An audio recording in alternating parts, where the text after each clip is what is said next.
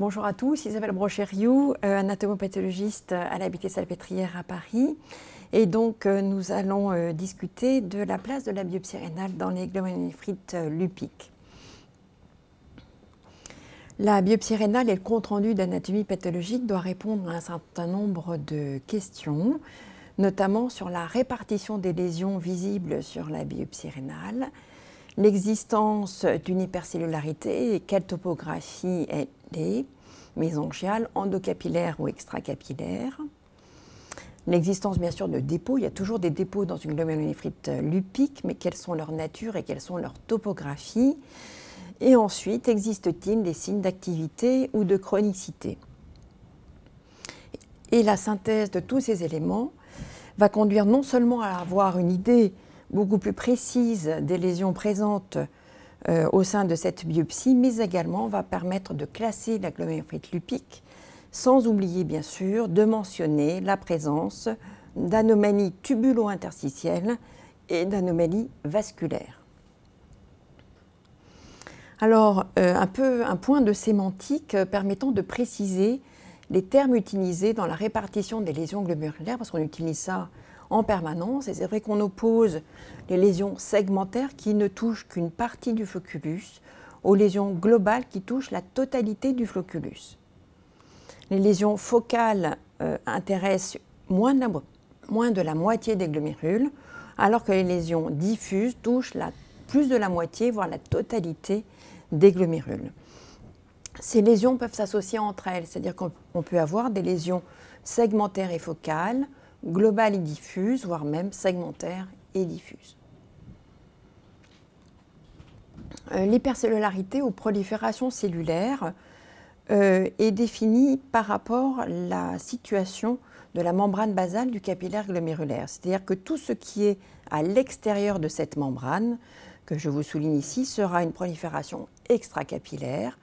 Tout ce qui sera en dedans sera la prolifération endocapillaire, et lorsqu'on aura trop de cellules mésangiales côte à côte, ça sera une prolifération ou hypercellularité mésangiale. Voilà quelques exemples. Vous avez un glomérule coloré par l'imprégnation argentique qui vous montre la présence d'un croissant segmentaire cellulaire. Au trichrome de Masson, vous avez ici la capsule de Bowman avec le flocculus qui est étouffé par une prolifération extracapillaire récente, quasiment circonférentielle, contenant quelques secteurs de nécrose fibrinoïde. Il existe également des croissants fibreux qui, selon la définition, sont occupés à plus de 75% de fibrose, qui sont ces lésions arciformes avec des synéchies, c'est-à-dire une fusion entre le flocculus et la capsule de Bowman. Vous avez ici un exemple de prolifération mésangiale. Vous avez plus de 4 noyaux et là beaucoup plus de noyaux mésangiaux contigus, et cela s'accompagne le plus souvent d'un élargissement des axes mésangiaux. Voilà un exemple de prolifération endocapillaire qui est principalement dans les glomérulonéphrites lupiques à éléments mononucléés. Vous avez ici 2 foyers segmentaires de prolifération endocapillaire. Concernant les dépôts, là encore, la zone de référence sera la membrane basale du capillaire glomérulaire, avec tout ce qui est à l'extérieur comprendra les dépôts extramembraneux. En dedans de la membrane, ce seront les dépôts endomembraneux, et lorsque les dépôts seront au sein des axes mésangiaux, ce seront des dépôts mésangiaux. Voici un exemple de dépôt mésangiaux. Vous avez ici une accentuation des axes mésangiaux. En fait, ça correspond un petit peu à un aspect en arbre, ou les branches de l'arbre, ou bien, si vous voulez, à des tiges d'un bouquet de fleurs.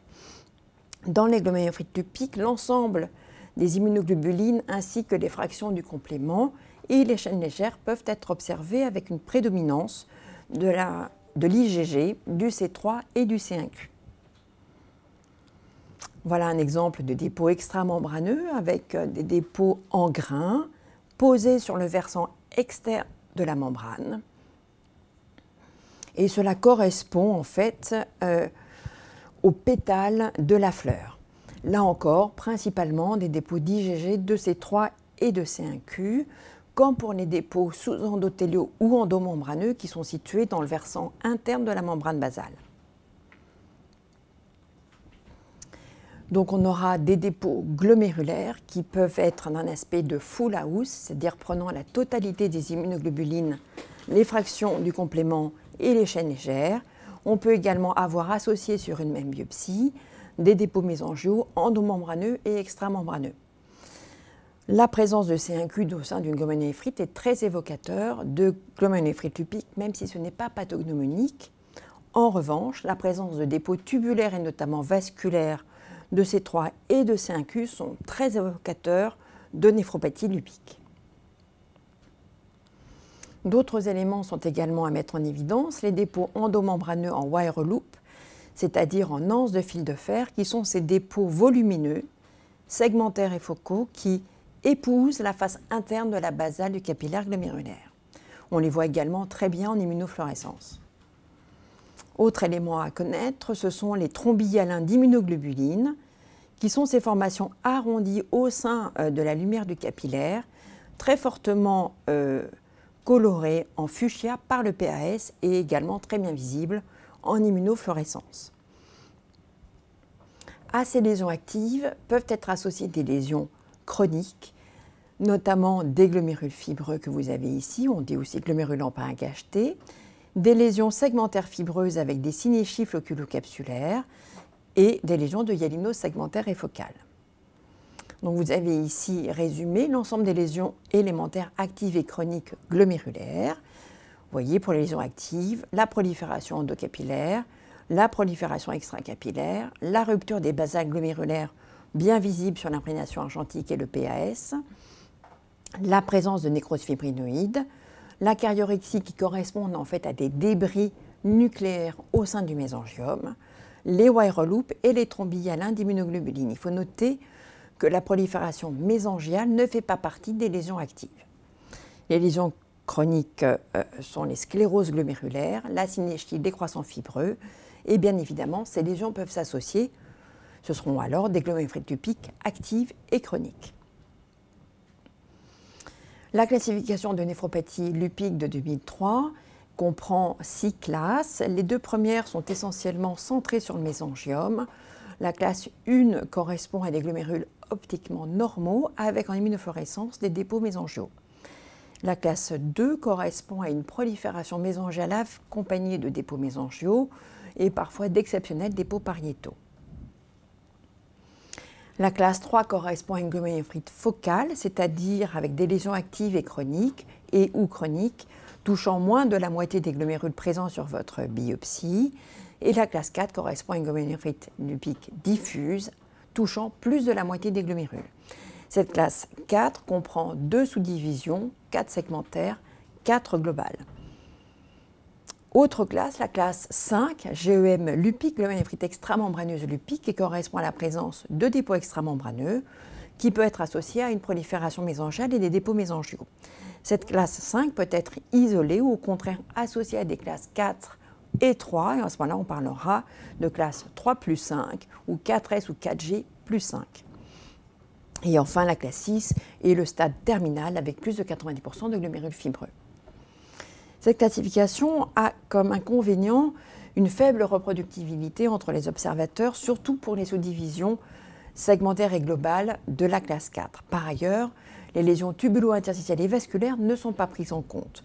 C'est pour ça qu'en 2017, un groupe de 18 pathologies se sont réunis pour réviser cette classification, pour apporter une précision supplémentaire sur notamment l'hypercellularité mésangiale, qui a pour définition à partir de 4 noyaux de cellules mésangiales, et également les croissants cellulaires, fibrocellulaires et fibreux. Un croissant sera dit fibreux, donc lésion chronique, à partir de 75% de fibrose. Tous les croissants qui seront moins de 75% de fibrose seront dits fibrocellulaires ou pas de fibrose, croissants cellulaires, ces 2 derniers étant considérés comme des lésions actives. Il y a eu la suppression des sous-divisions segmentaires et globales pour la classe 4. le remplacement du terme prolifération endocapillaire par hypercellularité endocapillaire et le remplacement des termes actif chronique par un score d'activité et de chronicité. Ce qui fait qu'on a l'ensemble des lésions actives de la précédente classification, avec en plus l'inflammation interstitielle qui devient un élément d'activité, et la fibrose interstitielle et l'atrophie tubulaire qui deviennent comptabilisés dans les lésions chroniques. Lorsque ces éléments sont présents dans moins de 25% des glomérules de votre biopsie, le score sera à 1. Présent entre 25 et 50%, le score sera à 2. Plus de 50% des glomérules, le score sera à 3. On additionnera donc l'ensemble des scores pour aboutir à un score total. Juste une petite précision, 2 éléments comptent double, la nécrose fibrinoïde et la prolifération extracapillaire. Donc votre total sera sur 24 au maximum. De même pour les lésions chroniques, le maximum sera à 12. Il faut juste noter que cette classification ne tient pas en compte des lésions vasculaires. En conclusion, vous avez bien vu qu'il y avait, on passait du temps à évaluer l'ensemble de lésions. C'est absolument indispensable pour bien faire un staging des lésions actives et chroniques. La nouvelle classification 2018 est un bon compromis, mais n'intègre pas les lésions vasculaires. Cette classification est indispensable pour permettre un bon dialogue entre les cliniciens et les anatomopathologistes. Je vous remercie.